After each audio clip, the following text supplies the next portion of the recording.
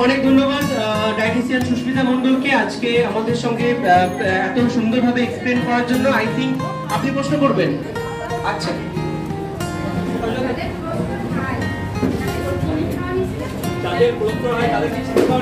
হ্যাঁ অবশ্যই।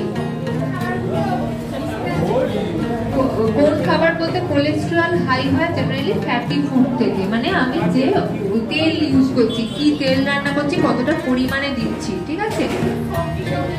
সবজি ফল এই জিনিসগুলো ভালো করে খাবেন। খাবারে কার্বোহাইড্রেট কম রাখতে হবে, ঠিক আছে। কার্বোহাইড্রেট বলতে ওই ভাত রুটি চিড়মুড়ি কম রাখতে হবে।